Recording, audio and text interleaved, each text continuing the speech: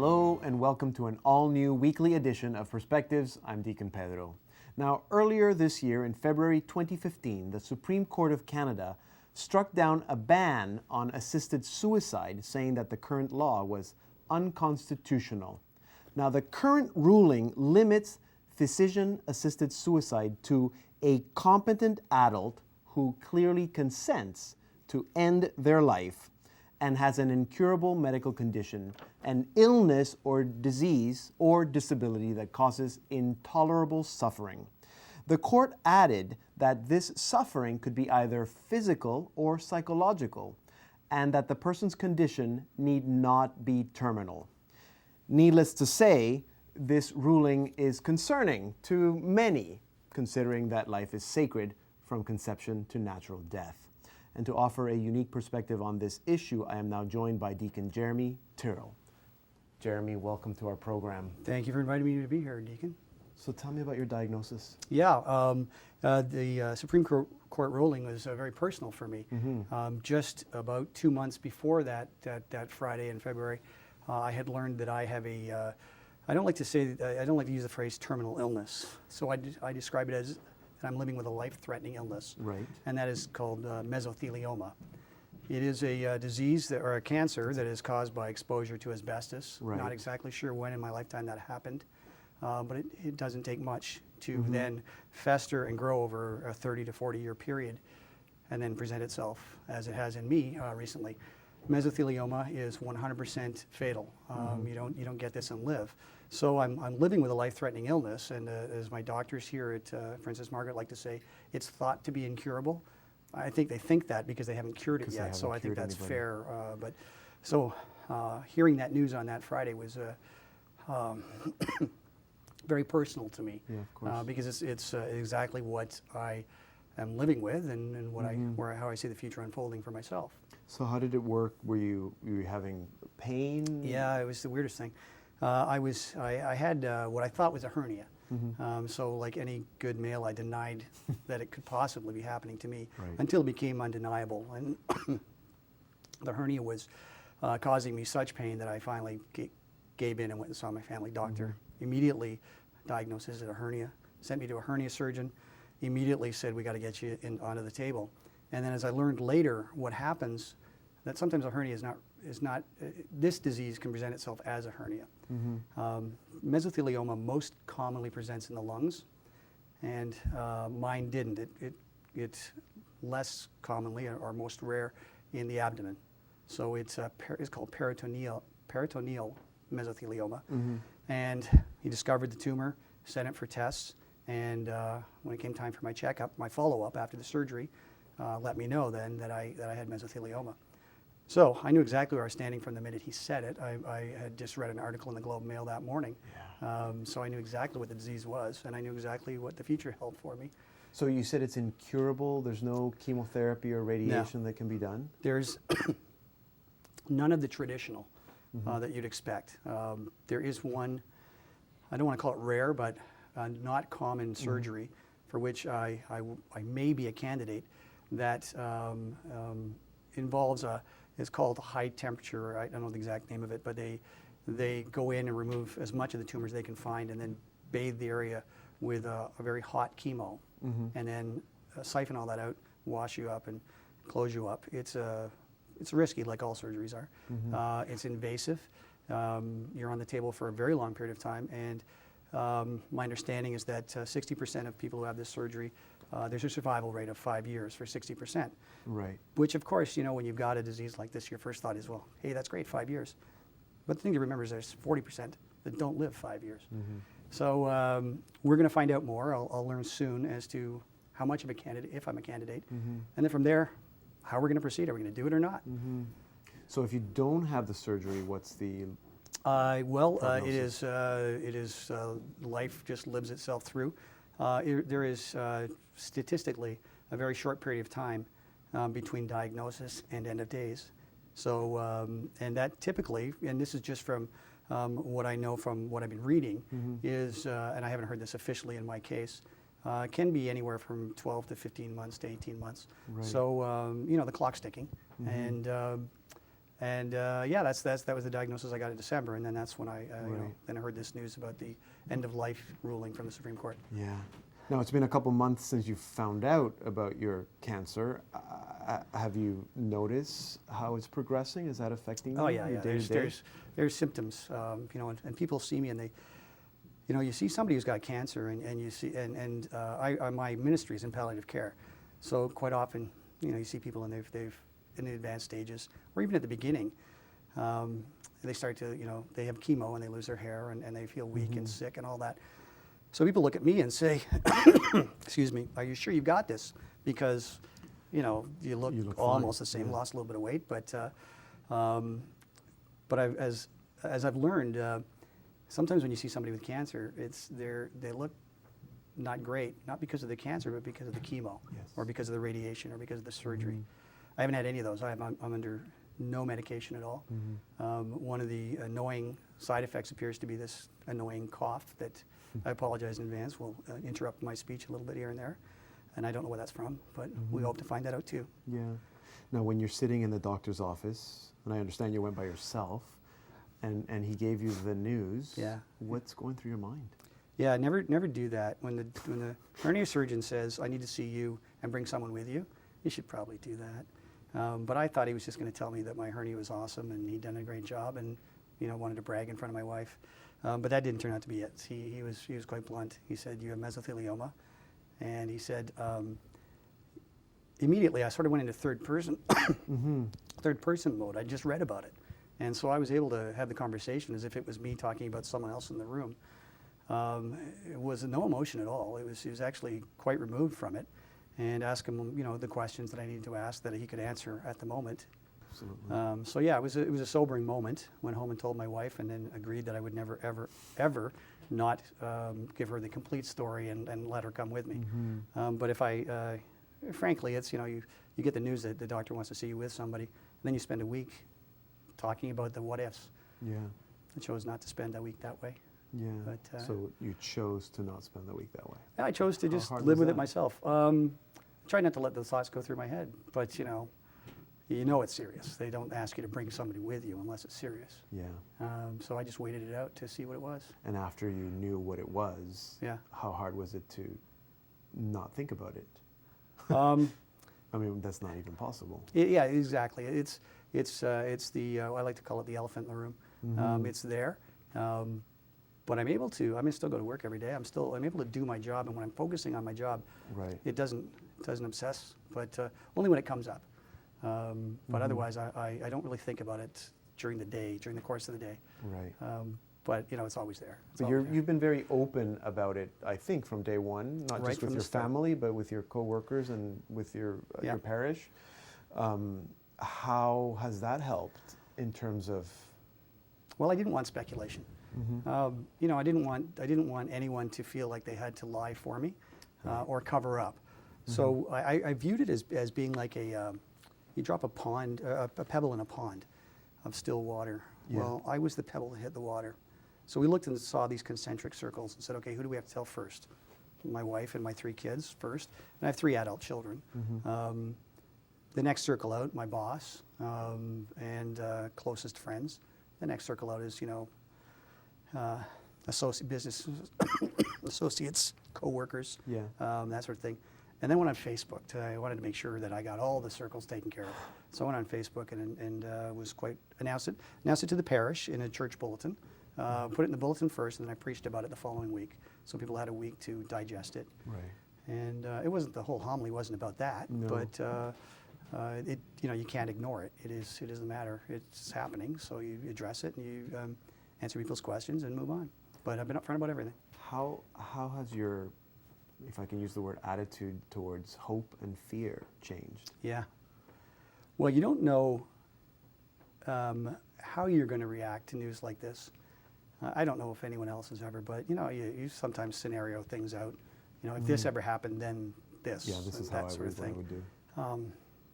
But my wife was. We had one of our moments of emotion, and she said to me, "Aren't you afraid?" I said, "No, I'm not. I'm not." And I sometimes question myself and think, "Am I supposed to be?" Yeah. I try to be, but it's not coming to me. I'm not afraid.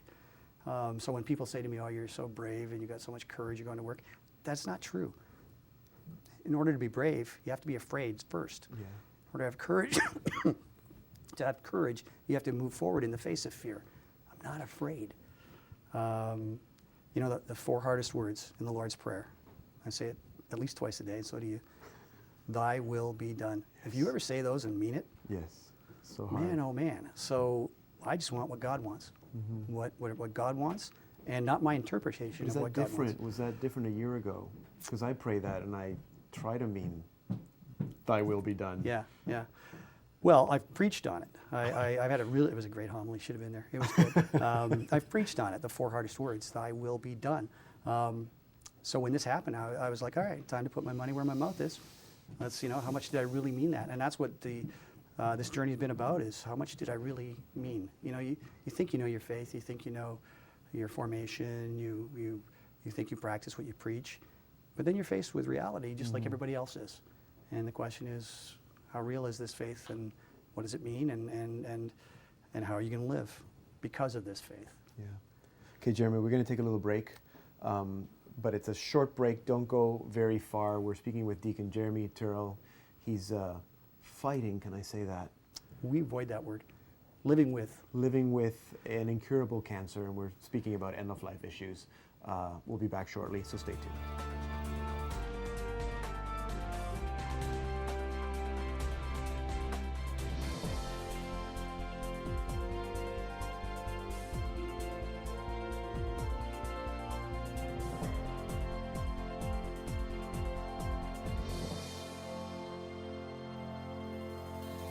Welcome back to Perspectives. I'm Deacon Pedro. We're speaking today about end-of-life issues with Deacon Jeremy Tyrrell. Now, Jeremy, just before we went on break, I asked you about, you said you don't like to use the word fighting. Yeah. Tell me about that. You know, I see it. Fighting cancer. No, it's people throw those words around. You know, he fought courageously. He was so brave. Right, or he's you know. a survivor? Survive. Yeah, cancer is it's not like this mythical creature that's invaded my body. It's part of me. It's in me. How can I fight myself? What I'm doing is living with what I have, realistically. You know, we live with hope, but not false hope. And I think one of the challenges in how when we get into this end of life stuff is that there's a lot of people living with false hope that in the end are faced with reality, and maybe can't deal with it. Yeah, well, let's get to the end of life questions, because I mean, you told me what you were going through before the diagnosis and after the diagnosis, and then you had another weekend in February where you were also sitting alone, considering what was happening in the news in Canada. Tell me about that. Yeah, it was you know, the news came out, and all I could hear was when they, you know, when the Supreme Court ruling came out that the law was overturned, or you know, have a year to create a new law, that whatever it is. All I thought was, I guess I don't matter. That was my first thought. I guess I don't matter, because every person matters, and I see it so many times. And my ministry's in palliative care. You know, another irony that it is, but. People say, you know, and they're in their final, a loved one is in their final days, you know, weeks, hours. And family members will say to me, I just want the suffering to end. And what I can't say back to them, because I want to be respectful, but I think to myself, whose suffering are you talking about? Because it's hard to watch somebody living with a life-threatening illness. And this is harder, what I have is harder on my family, harder on my coworkers, harder on my parishioners, my pastor, than it ever will be on me. I get to live it, but they have to watch me live it. And so I think that we get caught up in the emotions, and what I'm worried about is that in the next year and over the course of the campaign in the fall, there'll be a lot of emotional videos from people who are really suffering and want to end their own lives. But there won't be enough from people like me who, yes, I know my time's coming. I know I'm suffering. I will suffer. But I want what God wants. I want to live until God decides not to. So how much of it has to do with control, and how much does it have to do with just our Christian approach to the value of suffering? exactly the value of suffering. You know, I point to the cross, and you see Jesus on the cross, and he kind of resembles people in palliative care. Head down to the side. He's obviously suffering. In some ways alone. There are not that too many people around the bottom of the cross. But would anybody say that man died without dignity? I mean, I certainly couldn't say that about Jesus. He died with tremendous dignity. Mm-hmm. And yet we all will end our days, and some of us will end our days in discomfort and pain. You know, however far the medical community has taken us, let's be real, it's not a perfect science. So it's possible that and this particular cancer is extremely painful and gruesome. So end of days will not be pleasant, but that doesn't mean that there's no dignity in it. Okay, we've spoken about control and about suffering. Another term that is used commonly in these conversations is quality of life. Yeah. Suffering, horrible pain. How do you see the whole quality of life issue? I told my kids, I said, this is going to get really ugly. Something very beautiful will come of it. And that's it exactly. It's going to be hard to watch. I told my friends, I know you're scared. When you least want to walk into the room and see me, that's when you need to walk in the room and see me. Not just for my own personal companionship, but for your good too. How so? You know, we're all going to face it. If it isn't with me, then it's with a spouse or a mother or a father. So I'm a good practice model. If you're not sure how to do it, come and visit me. Come and talk to me. You can't do anything wrong. That's cool. And maybe that'll prepare people, you know, my close friends, my family, my coworkers, for what is inevitable. It's going to come. Well, that's interesting because I think that a lot of the quality of life and what you're saying, I know what you're saying in terms of the other people who have to live watching you go through what you're going through. But a lot of times people end up being abandoned because people don't know how to relate. So the fact that you've been open about it, that you talk about it, that you're telling people to come and see you no matter how hard that is, will improve your quality of life too. Yes. But you're saying that it will also help them. When my dad was in the hospital and he was across the province and it was a snowy day, and I said to my wife, I got to go see him. And she said, it's snowing, you can't go. And I said, if the kids don't see me get in the car and go and see my dad, who will visit us? Mm-hmm. It's all by example. And if I can in any way make it easier for people for when their reality strikes, right, mission accomplished. Right. So I guess you've said this in one way or another, but what is most troubling then about the Supreme Court's decision? That so many people will see this now as an easy out, where we get to control, even down to the moment a child is born. Mm-hmm. We get to control that. Yeah. If a child is born. Mm-hmm. And now we'll have people making uninformed and emotional decisions. I worry, you know, this cough that so far has been pretty good, but sometimes I worry how it's going to affect the people I work with and how annoying it must be for them. Yeah. Well, what if I was the kind of person who was so intent on not being a bother that a person could make the decision to end their lives because they just don't want to be a burden. But there's a tremendous beauty. That's the other thing about charity. We always give. We think charity is about giving. Sometimes charity is about receiving when you're in need. It's the most difficult lesson to learn, to just receive. So there's beauty in that. There's grace in that. There's so much to be learned from this. I don't want to miss a minute of it. I don't want any of my loved ones and my friends to miss a minute of this either. Right. And receiving is also allowing other people to care for you. Yes. Yeah, it's not going to be easy. But yeah, you have to. You have to. And like I said, I'm a good practice model. I'm an easy patient. Whatever. That's good advice. Advice. There's the advice that you would give to someone who is going through what you're going through. And then there's the advice for caregivers. Can you give us both? Yeah.